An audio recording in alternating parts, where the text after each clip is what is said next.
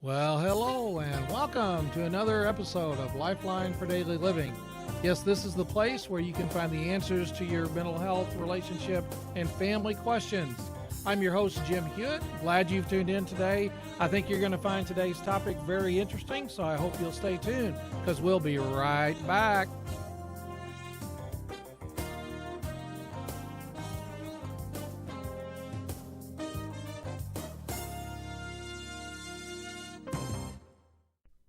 All right. Hey, welcome back to another episode of Lifeline for Our Daily Living. Glad that you've decided to join me again this week. I want to talk to you about something that really the thought comes from one of my favorite movies. It was filmed a long time ago, came out a long time ago, but I think there's a good message in it. And the movie is Shawshank Redemption. And if you've seen that movie before, you know that it's about a guy by the name of Andy who was falsely accused and falsely charged and falsely imprisoned because he was charged with murdering his wife and her lover. She was cheating on him, and supposedly, he had come in and found them together and shot both of them. The only thing is, he didn't do it, and there was proof that he didn't do it if you've seen the movie. Well, there's a particular part of that movie that is what I want to zero in on today, and it's where Andy, the character Andy, and the character Red are out in the prison yard, and they're talking about this whole thing of getting busy living or get busy dying. And I got to thinking about that. That's really what life is about, isn't it? It's get busy living or get busy dying. Now, I want to take just a few minutes. I'm going to show you a clip from that movie, Shawshank Redemption, in which these two characters, Andy and Red, they're sitting in the prison yard, and they're talking about this whole idea of hope and hopelessness. Hope versus hopelessness, and Andy talks about this whole idea of getting busy living or get busy dying. And so watch this clip, and then I'll come back after it's over. Okay? You think you'll ever get out of here? Me? Yeah. One day, when I got a long white beard and 2 or 3 marbles rolling around upstairs, they let me out. I'll tell you where I'd go. Zihuatanejo. So, what? Zihuatanejo. It's in Mexico. A little place on the Pacific Ocean. You know what the Mexicans say about the Pacific? No. They say it has no memory. That's where I want to live the rest of my life. A warm place with no memory.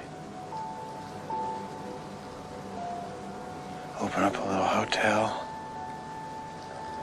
right on the beach. Buy some worthless old boat and fix it up new. Take my guests out charter fishing. Say what, Taneo? In a place like that, I could use a man that knows how to get things.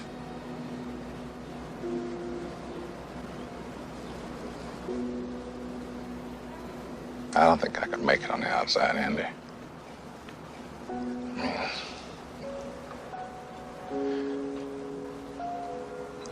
I've been in here most of my life. I'm an institutional man now.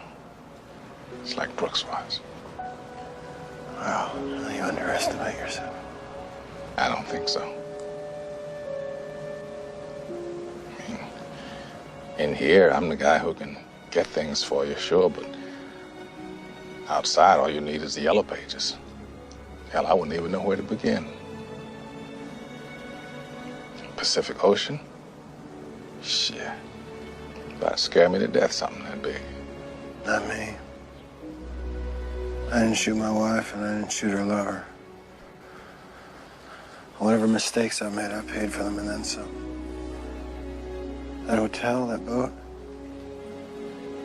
I don't think that's too much to ask.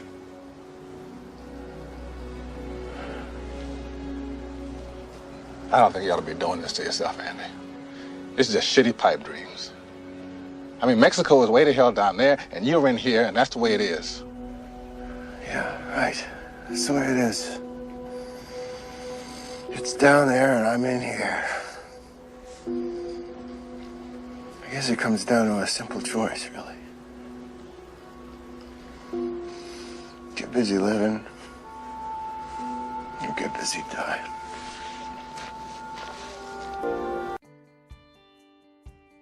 Wow. Wow. What a powerful message that is. Get busy living or get busy dying. Now, when you think about that, that's really, I think, a good philosophy of life. Get busy living or get busy dying. See, we sometimes think about in terms of what we're going to do. When we get up of a morning, are we going to get busy living or are we going to get busy dying? Now think about it for a second. Why is it that we need to get busy living? It's kind of like Andy said in the clip. It really comes down to two choices. Either you get busy living or you get busy dying. Sometimes we're guilty of hanging on to pleasant thoughts, unpleasant thoughts, or unpleasant experiences, and we just kind of hang on to them and nurse them, and they stay with us, and they permeate our thinking, and they permeate what we do, our behavior. But oftentimes, what happens is that the more we think about those things, it seems like the worse things get. Think about that. Get busy living or get busy dying. And because you and I fill our minds with those negative experiences, and because we continually hang on to those things, it's kind of like pulling around excess baggage with us all over the place. We live our life by how we perceive it. I want to say that again. We live our life by how we perceive it. Either I'm going to get busy living and I'm going to enjoy life to the fullest, or I'm going to get busy dying. I'm just going to have this negative attitude and the negative behavior that goes along with it, and things are never going to turn out good. They're never going to turn out good for me. I want to ask you a question. Do you look at things happening to you or for you? Do things happen to you or do they happen for you? See, if they happen to you, then you're busy dying. If they're happening for you, you're busy living. And what I mean by that is we learn from those experiences. We learn life lessons from those experiences that we have. And so that's why we need to get busy living. Now, how do we do that, right? I've kind of given you some ideas about we need to get busy living instead of busy dying, but how in the world do we do that? Well, I want to give you 5 things. Number 1 is to know what your priorities are.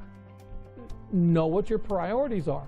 Now you might say, well, everything's priority. From the moment my feet hit the floor in the morning to the moment I go to bed at night, everything is priority. Well, that's where things kind of get all messed up. See, balance is really important. Living a balanced life is really important.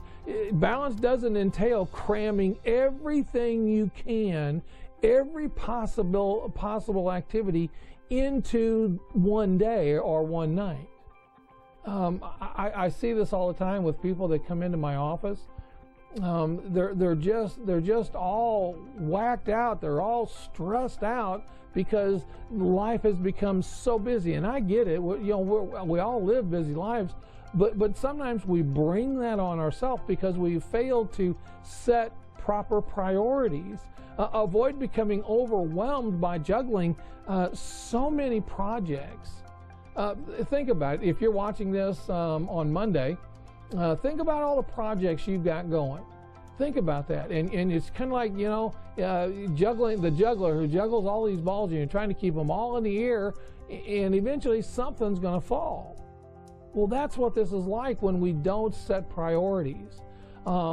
Typically, what I suggest is that you have no more per day, no more than 3 priorities per day, and that no more than 4 priorities for a month, and no more than 5 priorities for a 6-month period. Now think about how your life could be ordered in a better way, and that you could be busy living instead of just grinding out every day. See, if you're just grinding out every day, I often ask people, are you living or sucking in air and taking up space? Which one is it? Are you living or are you sucking in air and taking up space? Because there's a big difference.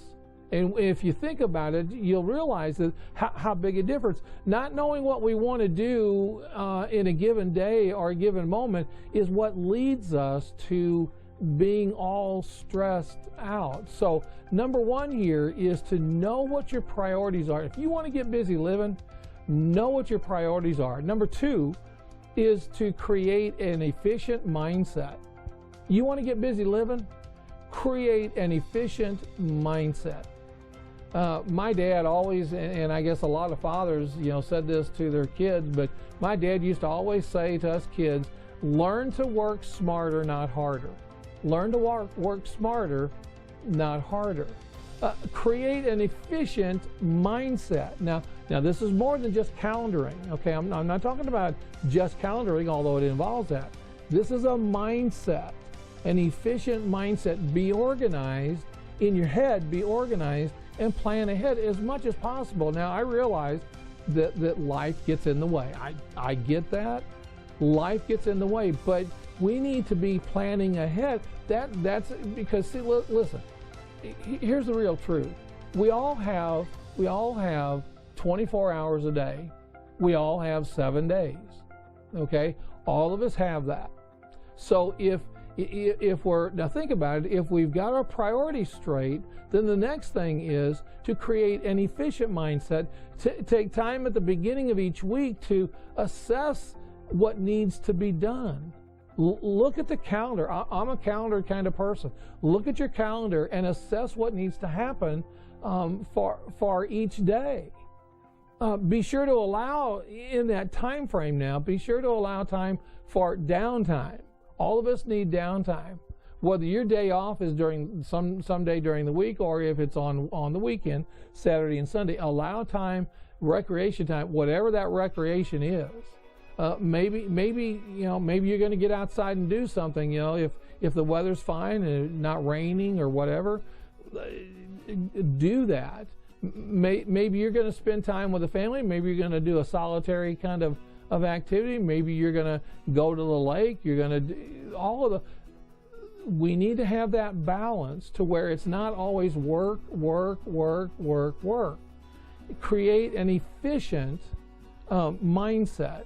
Now, I know, some of you who have children, I know what you're going to say, and you're probably already saying it, right? You're saying, well, but you don't understand. I've got 5 kids. I've got 6 kids. I've got 3 kids. I've got 4 kids. Well, if you create an efficient mindset with yourself, then you'll be able to handle those kinds of things, particularly all the stuff that comes along with raising kids. Sometimes, if we're too busy, we need to think about, how about backing off some things? Never hurts. Doesn't mean that you're a bad parent. Doesn't mean you're a bad person if you start backing off. Sometimes the best thing to say in trying to create an efficient mindset, sometimes the best thing to say is no. It's interesting that we learn that word no when we're 2 years old, and we love saying it when we're 2, 3, 4, and 5 and as a kid, but when we grow up we have a hard time saying no, particularly if you're a person who likes to please people. Listen, create an efficient mindset. After you set those priorities, create an efficient mindset. Number 3 is to expect the unexpected. No matter how much you and I plan, okay, life is going to get in the way. It's just going to get in the way. Rather than get stressed out and upset and you know, kind of fly off the handles, learn to roll with the punches. Now, for some, that's a little harder than others. You know, if I've got my day planned out and you know, I get a curve thrown at me, yeah, it takes me a little while to regroup. My wife would be the first one to tell you that. But if you get stuck in traffic, or your computer could crash, or your child could get sick, and you know, you have a day planned out, or you're going to work and you have a day planned out, and your child is at school, and you get a phone call, or you get a text, or you get an email saying that your child is sick. Oh, now my plans have just gone out the window. I got to regroup here. So expect expect the unexpected. Be able to adjust your game plan. Be flexible. Don't be so rigid that if something happens, it just, you know, you blow a cork, you get mad, you say things you shouldn't say, you blow up at other people, and it just ruins your day. No, expect the unexpected. Number 4, and this may sound a little weird, but okay, figure out how you want what you want your life to look like. Figure out what you want your life to look like. Now you might say, well, wait a minute, I'm 45, I'm 50 years old, or I'm older, or I'm 25. No, sit down and figure out what do you want your life to look like in a year? What do you want your life to look like in 5 years? What would you like your life to look like in 10 years? Now, people often struggle to hope for a better tomorrow because they don't even know what that might look like. Get busy living, get busy dying. They don't even have an idea what it looks like. And so, you know, they sit and they say, and they complain about their lot in life, and they complain that things are so terrible, and you know, it's terrible this, terrible that, and my life is just awful. But then, well, what would that look like for you? What would it look like for things to be better? I don't know. Well, figure that out. See? Because otherwise you're busy dying instead of busy living. Before you can have hope, it might be necessary for you to figure out what type of life you imagine is most desirable for you. You hear a lot about these folks who win the lottery, and you know, everybody, you know, they're you know, throwing money away, and or the Publishers Clearinghouse, you know, and you know, you can have $25,000 a week for life, and you know, the mega bucks, you know, $2.4 million or $300 million, and yet people will say, well, you know, what would you do with that? And then those who have won often come back and report that their life is really miserable because of it. What does it look like? What does your life look like? What would you like it to be like? Figure out what you would like it to be like, and then go pursue that. Now, you know, there's things you may have to do. You may have to go back to school. You may have to hone up on some skills. You know, what do you want your life to look like? What would success look like to you? Is it just simply financial? Is it simply having a big mansion kind of a house? Is it having a better car? Is it limited to those kind of things? What kind of life would you like to have? And so number 4 here in our effort to get busy living is to figure out how you want your life to look. And number 5, I think in order for us to really get busy living, we need to embrace the foundational understanding of what real hope is. Real hope. I've often said that, you know, you could strip a person of everything they have. You could strip them of their finances, their job, their family, their house, their belongings, but and they will survive. They'll keep going. They'll figure it out. But if you strip a person of their hope, you strip them of everything. Many times we'll hear from men, women who have been prisoners of war, particularly during the Vietnam War, and some of them have been in a prison called the Hanoi Hilton. And one of the things that they tell over and over and over again, every one of them to an individual will say that the one thing that kept them going was hope. And when one prisoner started losing hope, the others would gather around them and kind of bolster them and encourage them. I'm talking about real hope here. Now, there's really two kinds of hope. Number one is the human kind of hope, which is based on human activities. For example, a person who has hope for a better world will do things that are conducive to that goal.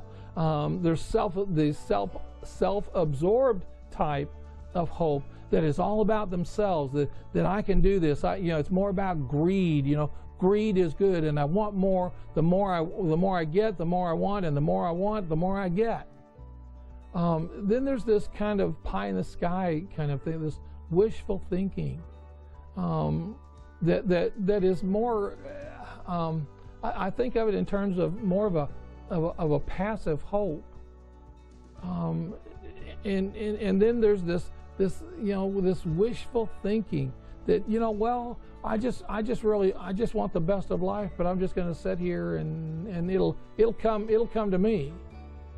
Well, how's that working for you? See, that's more passive living is more like dying. Get busy dying. So that's the human kind of hope, but there's a bigger, better kind of hope, and that's what I refer to as biblical hope. Biblical hope has the confidence that God is in control of all this, that God will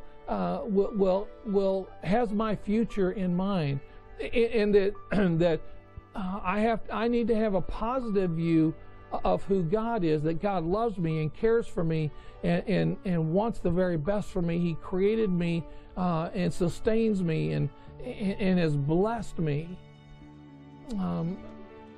So that my hope, I'm remembering an old song that we used to sing many years ago. Don't hear it that much anymore. My hope is built on nothing less than Jesus' blood and righteousness. I dare not trust the sweetest frame, but wholly lean on Jesus' name. On Christ the solid rock I stand. All other ground is sinking sand. All other ground is sinking sand. See, human hope is based upon the stuff that I can see and touch. But biblical hope is based upon a foundation in a God who created all of this and wants to bless me more than I am willing to be blessed. That wants me to thrive, and wants me to be successful, and wants me to be a blessing to others. That's the biblical hope. It's a hope that is beyond anything I can imagine.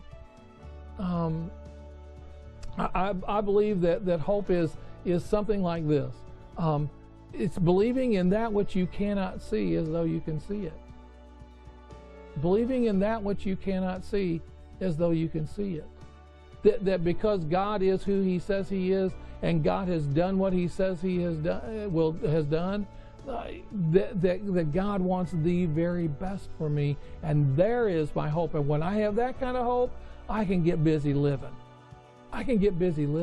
See, Andy's hope in the Shawshank Redemption, his hope is that one day he'll be out of prison. Now, if you haven't seen it, spoiler alert, he escapes from this prison that he was unjustly sentenced to, life in prison. And now, and what kept him going day after day after day, and all the hardships that he endured there, was the sense of hope. Every little bit was hope. Hope not based upon just what he saw around him, but hope in a better future. Now, let me just kind of wrap this up just a little bit. See, when you think about it, kind of like what Andy said, we only have two choices.